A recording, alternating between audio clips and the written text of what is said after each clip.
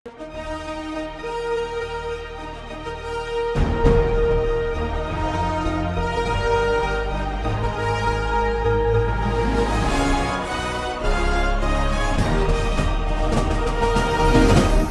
பார்த்து கொண்டிருப்பது உங்கள் ஜாஷ்வா டிவி. சகல ஜனங்களுக்கும் நற்செய்தி.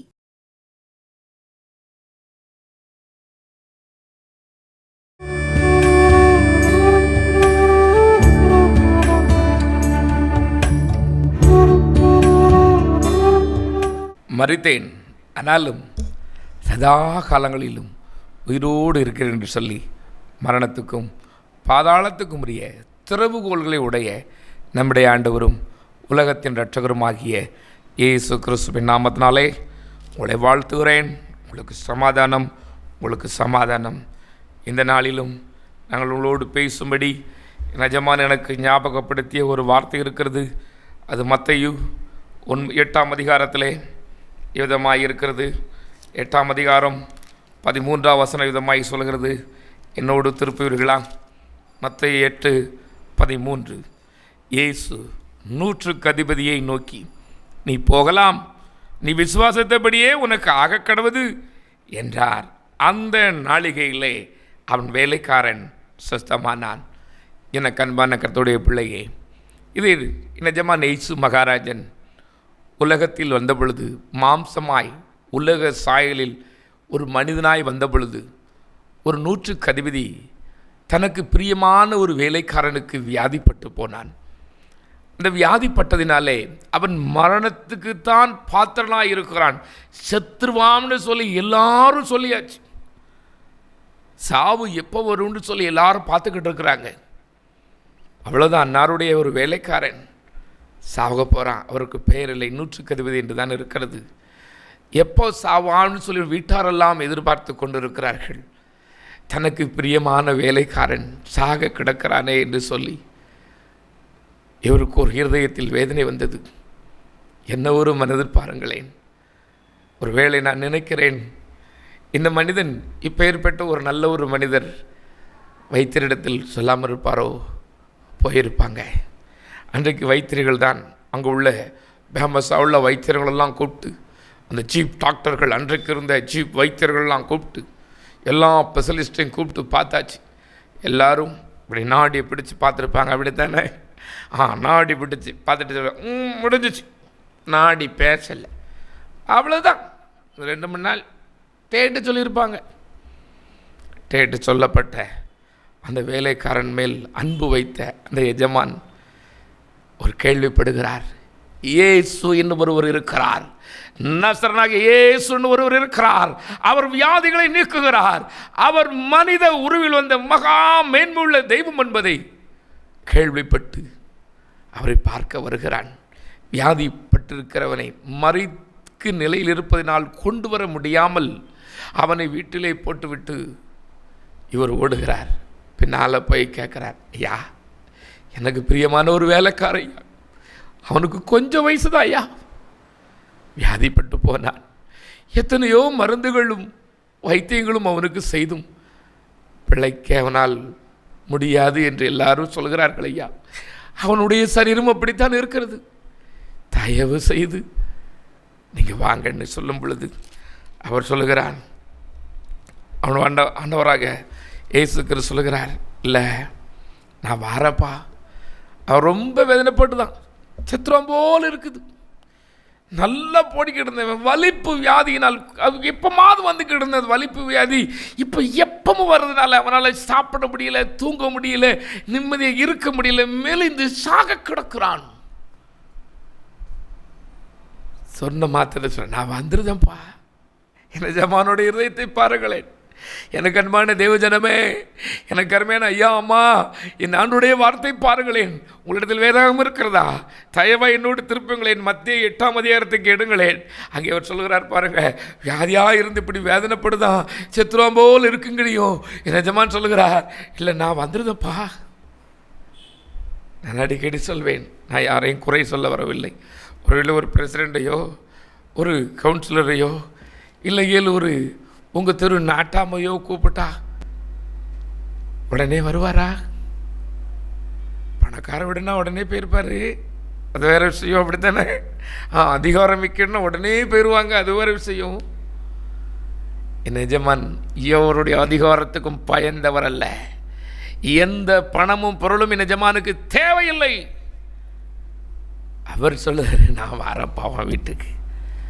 உடனே இந்த ஆளுக்கு ஐயோ, எப்பேற்பட்ட தெய்வம் இவர், எப்பேற்பட்டவர் இவர், என் வீட்டுக்கு வரையா? நான் கூப்பிட்டு என்னுடைய வேலைக்காரன் நான் வாண்டா வாரம், அதை போல இவர் ஒத்துறக்கூடாது ஐயா அப்படின்னு சொல்லிட்டு தன்னை தாழ்த்துக்கிறான். நான் ஒருத்தனை போனா போயிடுவான், வேணா வந்துடுவான், நான் அதிகாரத்தில் உட்பட்டிருக்கிறேன், ஆனால் அது செய்வான். அதனால் நீங்கள் எனக்கு அப்படி இருக்க வேண்டாப்பா, ஒரு வார்த்தை, ஒரே ஒரு வார்த்தை, என் வேலைக்காரன் பிழைச்சிக்கிடுவான்னு தான்.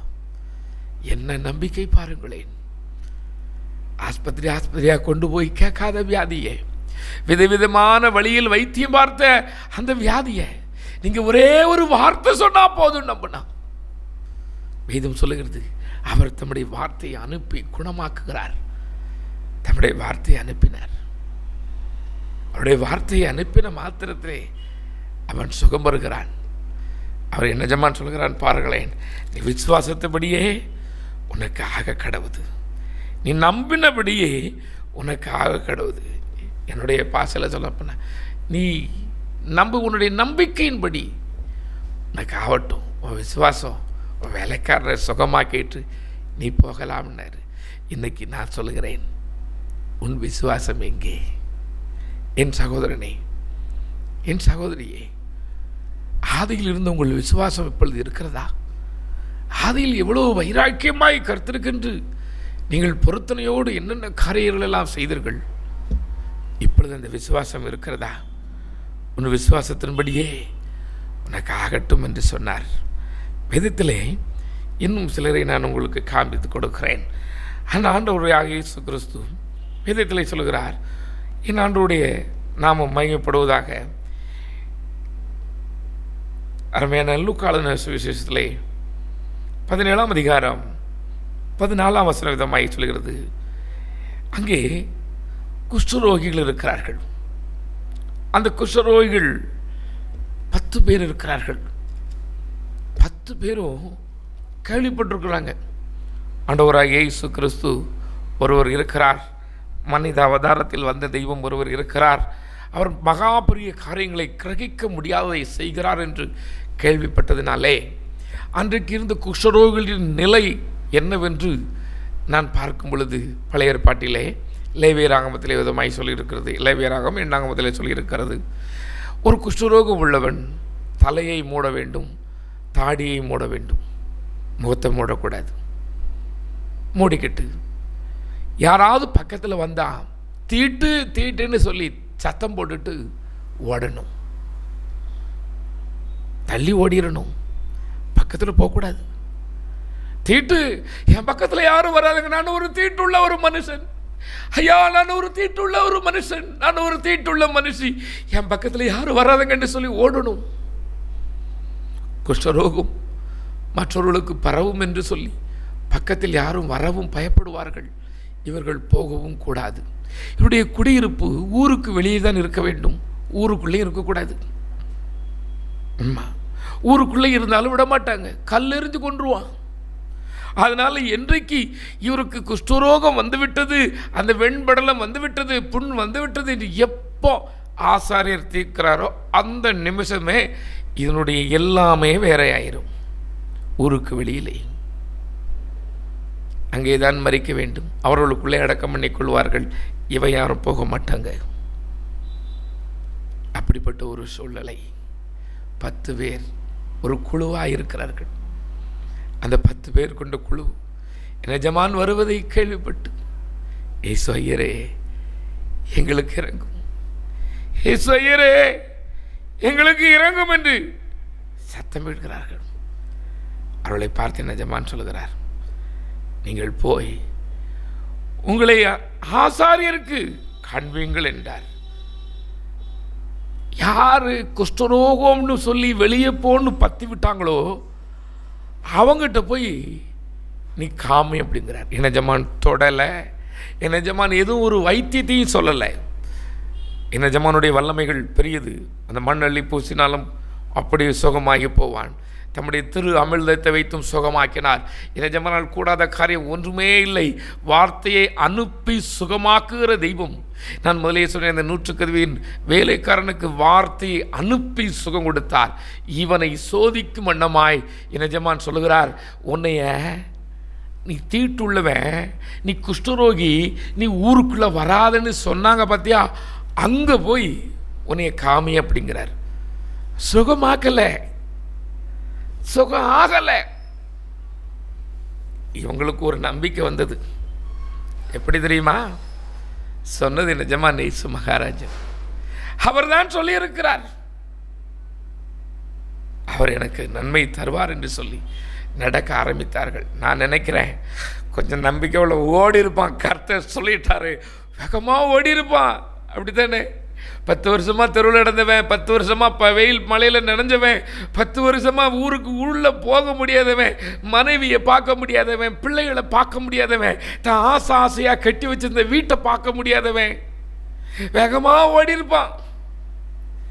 போகும்போது யோசிக்கிட்டே போயிருப்பான். அப்படித்தானே? ஊர் பக்கத்தில் போவையில் குஷ்டரோகம் இருந்துச்சுன்னா கல் எறிஞ்சு கொண்டுருவான்.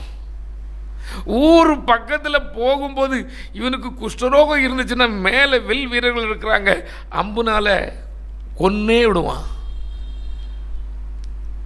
பார்த்துக்கிட்டே ஓடி இருப்பான். என் பொண்ணு என்னமோ இதோட முடிய போகுது, என் பொண்ணு இதோட முடிய போகுது, என் வெண்படலம் இதோட முடிய போகுது, என் சூம்பின கைக்கு ஒரு உயிர் வர போகுதுன்னு சொல்லி பார்த்துக்கிட்டே ஓடி இருப்பான். வேதம் சொல்கிறது, அவர்கள் போகும்போது சுகமானார்கள். போகும்போது நான் சொல்லுவேன், ஐயா எனக்கு தெரிந்தபடி சொல்லுகிறேன், நான் நினைக்கிறேன் அவங்க போக ஆரம்பித்த உடனே என் ஆண்டவர் தம்முடைய வல்லமையினால் உள்ளே எல்லாவற்றையும் சுகமாக்க ஆரம்பித்திருப்பார். நாமேன் சொல்லுங்களே. நான் சொல்லுவேன், அவன் என் ஆண்டவரை நோக்கி பார்த்த பொழுதே, வேதம் சொன்னபடி நீ செபிக்க ஆரம்பித்த பொழுதே கட்டளை வெளிப்பட்டது. பிரியமான புருஷனாகிய தானியேலே, நீ செபிக்க ஆரம்பித்த பொழுதே உனக்கு கட்டளை வெளிப்பட்டுட்டு நீ இதைத்தான் கேட்க போற அப்படின்னு. அதே போல என் எஜமானை இவர்கள் பார்க்க நினைத்த பொழுதே, என் எஜமானிடத்தில் இவர்கள் வேண்டிக் கொள்ள நினைத்த பொழுதே என் ஆண்டவர் தம்முடைய கிரியைகளை செய்ய ஆரம்பித்திருப்பார். புகையிலே சுகமாயிருந்தாங்க, புகையிலே சுகமாயிருந்தான். 9 பேர் சுகமாயிருது, 10 பேர் சுகமாயிருந்ததில்ல, 9 பேர் தான் கட்டுன அந்த வீட்டை பார்க்க போயிட்டோம். ஆமாம், சொந்தமாக வாங்கி வச்சிருந்த பெரிய கிணறை பார்க்க போயிட்டான், சொந்தமாக வாங்கியிருந்த அந்த பைக்கை பார்க்க போயிட்டான், காரை பார்க்க போயிட்டான். ஒருத்தனுக்கு மாத்திரம்தான் உணர்வு வந்துச்சு, ஐயா நான் எத்தனை வருஷம் அந்த ஊருக்கு வெளியில் கிடந்தேன், எத்தனை வருஷம் என் சொந்தம் என்னை அவமானப்படுத்துச்சு, எத்தனை வருஷம் நான் வேதனையோடு வருத்தத்தோடு இருந்தேன், ஏன் வாழணும்னு நினச்சிக்கிட்டு இருந்தேனே, இப்போ எனக்கு வாழறதுக்கு ஒரு வழியை தந்து என்னை ஆசீர்வதித்து சுகமாக்கின தெய்வம் ஒருவர் இருக்கிறாரே, அவரை நான் பார்த்துட்டு வரேன்னு சொல்லிட்டு நன்றி சொல்ல வந்தாங்க. ஐயா நான் இன்னைக்கு சொல்லுகிற ஒரு தலைப்பு, நீ விசுவாசித்தால் தேவனுடைய மகிமையை காண்பாய். எனக்கு அருமையான தேவஜனமே, உங்கள் விசுவாசமே உலகத்தை ஜெயிக்கிற ஜெயம். நீங்க நம்புறீங்களா? உங்க ஊதாரி கணவர், கவனிக்காத கணவர், உங்களுக்கு செவிகூடாத கணவர் நல்ல ஒரு தங்கமான மனுஷனா மாறுவார். நீங்க நம்புறீங்களா?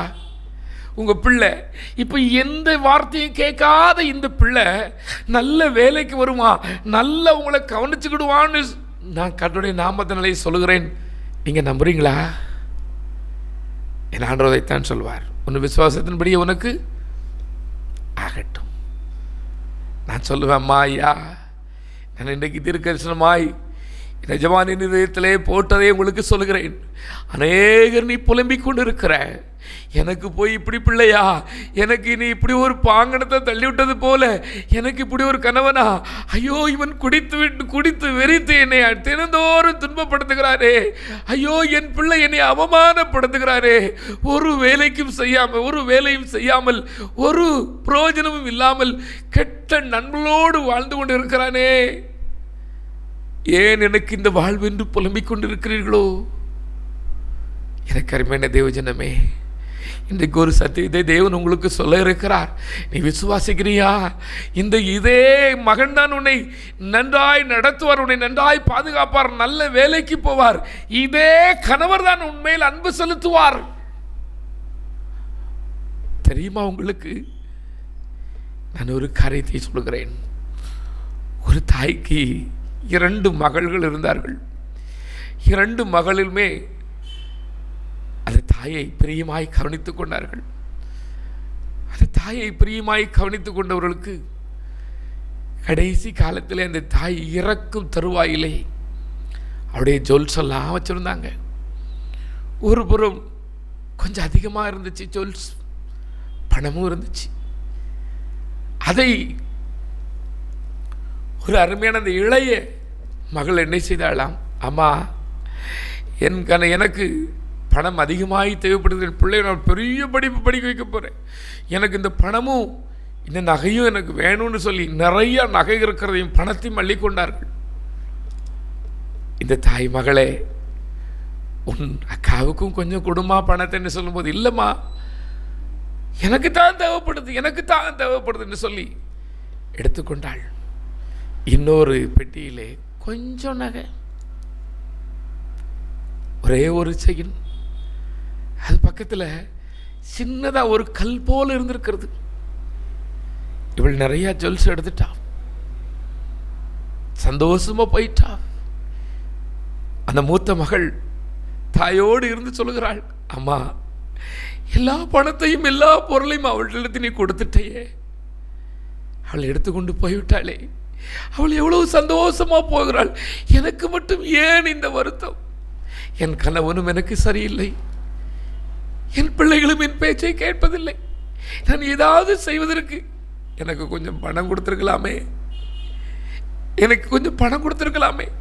நீயுமா அம்மா என்னை ஒதுக்கி விட்டாய், நீயுமா என்னை ஒதுக்கி விட்டாய், என் கணவன் என்னை நேசிப்பதில்லையே, நான் என்ன சொல்லுவேன் என்று சொல்லி அழுது கொண்டே இருக்கும் பொழுது அந்த தாய் சொன்னாளாம், மகளே, நான் உனக்கு கொடுத்தது விலையேற பெற்றதை தான் கொடுத்திருக்கிறேன். உன் தங்கை எடுத்துக்கொண்டதை விட நீ பல மடங்கு விலையேற பெற்றதை வைத்திருக்கிறாய் தெரியுமா என்று சொல்லி இருக்கிறார். என்ன என்று தெரியவில்லை அம்மா, ஒரே ஒரு செயின் இருக்கு, அதுல சின்ன ஒரு கல் இருக்கிறது, இந்த ஒரு செயினை வச்சு நான் என்ன செய்வேன்னு சொன்ன பொழுது சொன்னாலாம் அந்த தாய், மகளே, நான் உனக்கு தந்தது நீ நினைக்கிறது போல வெறும் கல் அல்ல, அது ஒரு விலையேற பெற்ற வைரக்கல். அதை கொஞ்சம் நீ பாலிஷ் பண்ணு, அதை கொஞ்சம் நீ கழுவு, அதை நீ கொஞ்சம் கழுவிட்ட, அதை நீ கொஞ்சம் பாலிஷ் பண்ணிட்டனாலே தெரிஞ்சிடும் அதோட மதிப்பு என்னன்னு உனக்கு தெரியுமா? அது விலை மதிக்க முடியாதது. உன் தங்கை கொண்டு போன பணத்தை விட, உன் தங்கை கொண்டு போன அந்த பொருளை விட இது விலை மதிக்க முடியாதது. அதிகமான பணம் உனக்குத்தான் இருக்கு தெரியுமா என்று சொன்னார்களாம். ஆம் என் சகோதரனே, என் சகோதரியே, இன்றைக்கு தேவன் உங்கள் கையில் வைரமாய், எனக்கு அருமையான சகோதரியே, கணவனை தந்திருக்கிறார். உன் கணவன் ஒரு வைரம்தான். எப்படி என்று பார்க்கிறாயா? அவர் மேல் அந்த வைரத்தின் மேல் தூசி, அந்த வைரத்தின் மேல் அழுக்கு படிந்தது போல அவர் மேல் கொஞ்சம் அந்த குடிகாரங்கிற அந்த மணல் பூசப்பட்டிருக்கிறது. அவர் மேல அந்த அழுக்கான அதை வைரத்தை அழுக்கு பண்ணுகிற முன்கோபம்ங்கிற அந்த கோபம் இருக்குது. அவர் மேல சும்மா ஆகாத நண்பர்கள் சேர்ந்து அவருடைய வைரத்தை எப்படி மின்னாமல் இருக்க செய்யப்படுகிறதோ அந்த அழுக்கு, அதே போல அவர் மேல பூசப்பட்டிருக்குது. உன்னுடைய கண்ணீர் உன் கணவனை கழுவும், உன்னுடைய கண்ணீர் உன் பிள்ளைகளை கழுவும்.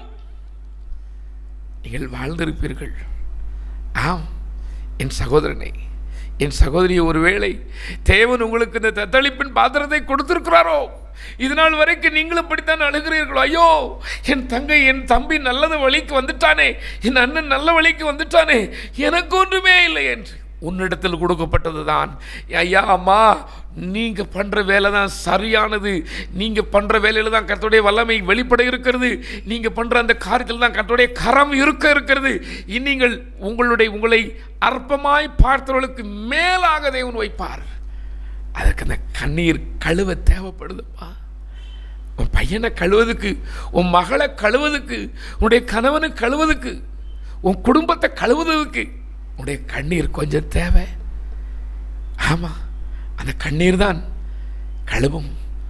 கழுவி முடித்த பின் பாருங்களேன், ஐயோ என்ன ஒரு ஆனந்தம்.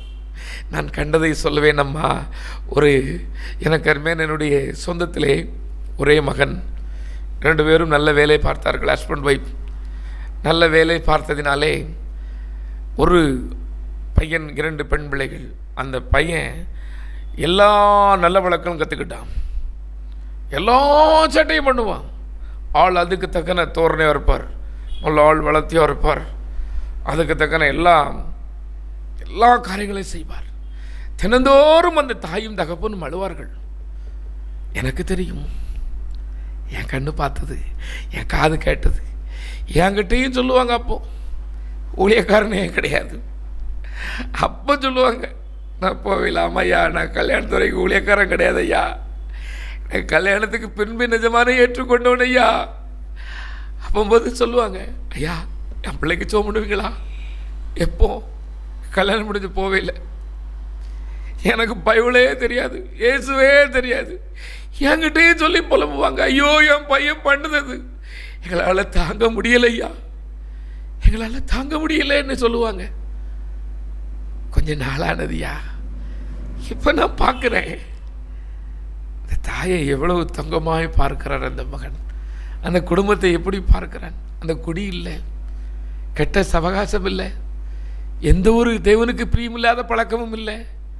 அதே ஊரில் நன்றாக இன்றைக்கு பார்க்கிறான். இன்றைக்கு அநேகர் சொல்லுகிறார்கள், அவன் மகனை போல எனக்கும் மகன் வேணும், என் மகன் மாறணும்னு. ஆமாம்மா, ஆமாய்யா, தெருவில் தலைமுடியை பிடிச்சு இழுத்து, ஐயோ தூசணமான வார்த்தையை பேசி, யாரும் கேட்கக்கூடாத வார்த்தையை பேசி அடித்து நொறுக்குவான். அவன் இன்றைக்கு எப்படி வெள்ளச்சட்டை போட்டு, எவ்வளவு பந்தாவா பைக்கில் வந்து, காரில் வந்து, ஐயோ என் குடும்பம், இது என்னுடைய மனைவி, என்னுடைய பிள்ளை என்று சொல்கிறான் தெரியுமா? மாறுவாருமா சகோதரியே, உங்ககிட்ட கர்த்தர் உன் கணவனை வைரமாய் தான் கொடுத்திருக்கிறார். உன் மகனை தேவன் உங்களுக்கு கொடுத்த மகன் ஒரு வைரம் தான். மாற்றுவார் உங்கள் விசுவாசத்தின்படி. நீ நம்புகிறாயா? எனக்கு அருமையான தேவ ஜனமே, இந்த தேவன் ஜீவிக்கிறார் அம்மா. கண்களை மூடி, ஒருவேளை உங்களுக்கு உப்பு கொடுக்கப்பட்டது நல்லதில்லைன்னு நினச்சிக்கிட்டு இருக்கீங்களா? என்னாண்டு உங்களோடு பேசுகிறார். என்னாண்டு ஒரு அழகாத காரியம் ஒன்றுமே இல்லை. கண்களை மூடி அப்பா என்று கூப்பிடுங்களேன். அப்பா, நீங்கள் எனக்கு தந்த பிள்ளை நல்ல பிள்ளை தான்ப்பா. கெட்ட நண்பர்களோடு சேர்ந்ததுனால அந்த வைரத்தை எப்படி மின்னாமல் செய்கிறதோ அதே போல கெட்ட சவகாசம் என் பிள்ளையின் மேல் இருந்து என் பிள்ளையை டம்மியாக்கி கொண்டு இருக்குதப்பா. என் கணவனை குடி என்னும் அரக்கன் சூழ்ந்து கொண்டு என் கணவனை பிரகாசிக்க விடாமல் செய்து கொண்டு இருக்கிறதப்பா. நீர் எங்களுக்கு இன்றைக்கு இரக்கம் பாராட்டும் என்று சொல்லுவீர்களா? அருமையான மகளே, உன் தகப்பன் ஒரு குடிகாரனாக இருப்பதினாலே நீ அநேக வேதனையை அனுபவித்துக் கொண்டு இருக்கிறாய்.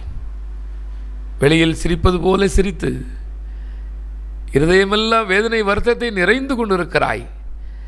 எனக்கு அருமையான மகளே, கர்த்தர் உன்னோடு பேசுகிறார். உன் ஜெபம் வீண் போகாது, உன் ஜெபம் வீண் போகாது. உன்னுடைய காரியங்களை எல்லாம் என் ஆண்டவர் கரத்தில் இருக்கிறது. உன் காலங்களில் என் எஜமானுடைய கரங்களில் இருக்கிறது. நல்ல இடத்தில் கர்த்தர் உன்னை சேர்ப்பார். மகளே, பயப்படாதே, கர்த்தரோடு தான் இருக்கிறார். அருமையான தாயே, ஒரு தாய் விதமாய் நீங்கள் புலம்புகிறீர்கள். என் பிள்ளை அப்படி தாயா, நல்லா தாயா இருந்தா இந்த குடிகாரங்களோடு சேர்ந்து குடிச்சு வெறிச்சு இப்போ அவனை பார்க்குறதுக்கே எனக்கு பயமாக இருக்குது, வெக்கமாக இருக்குது. என்ன செய்யன்னு சொல்லி புலம்பிக் கொண்டு இருக்கிறாய். நான் அவருடைய அடிமையின் அதிகாரத்தோடு சொல்வேன், உங்கள் கண்ணு காணுமா? உங்கள் பையன் குடியாரம் இல்லைன்னு சொல்கிறத, இப்போ குடிக்கலைன்னு சொல்கிறத உங்கள் காது கேட்கும். அதுக்கு மட்டும் நீங்கள் போக மாட்டீங்க. எனக்கு அருமையான தாயே, கர்த்தர் உங்களுடன் இருக்கிறார். உங்கள் கண்ணீரை கணக்கில் வைத்திருக்கிற ஒரு தெய்வம் அம்மா இவர். உங்கள் கண்ணீரெல்லாம் கணக்கில் வைத்திருக்கிறார். இரவெல்லாம் அழுது, எனக்கு இப்படி ஒரு வாழ்க்கையா, நான் ஏன் இன்னும் வாழ வேண்டும் என்று புலம்புகிற சகோதரியே, கர்த்தர் ஒருவர் இருக்கிறார். நம்முடைய கண்ணீர்கள் எல்லாம் பார்க்கிற ஒரு தெய்வம், பார்த்து உதவி செய்கிற ஒரு தெய்வம் அம்மா இவர். உதவி செய்வார். நீங்கள் வாழ்ந்திருப்பீர்கள். இந்த குடியினால் இழந்த இழப்புகளை விட இனி நீங்கள் சம்பாதிக்கிற தேவன் உங்களை ஆசீர்வதிக்கும் விதம் பெரிதாக இருக்கும். இதையெல்லாம் இழந்து போனீர்களோ இந்த குடியினால் எனக்கு தெரியாது. பொல்லாத சவகாசத்தினால், கர்த்தருக்கு பில்லாத காரியத்தினால் எதையெல்லாம் இழந்து தெருவில் இருக்கிறவங்களோ தெரியாது. ஆனால் ஒன்று தெரியும், நிஜமான உங்களை ஆசீர்வதிப்பார். ஒருபோது உங்களை மறக்க மாட்டார், கைவிடவும் மாட்டார். இன்றைக்கு அவருடைய பாதத்துக்கு வாருங்கள், அவரை நோக்கி பாருங்கள். கர்த்தாவே, வல்லமையுள்ள கரம் உடைய பிள்ளைகள் ஒவ்வொருவரையும் ஆசீர்வதித்து நன்மையும் கிருபையும் இவர்களை தொடரும்படி செய்யும். நசரனாக இயேசு கிறிஸ்து ஜீவனுள்ள ஜீவாதிபதி ஜீவிக்கிறார் என்று உடைய பிள்ளைகள் சொல்லட்டும். பிதாவே, ஆமேன், ஆமேன், ஆமேன்.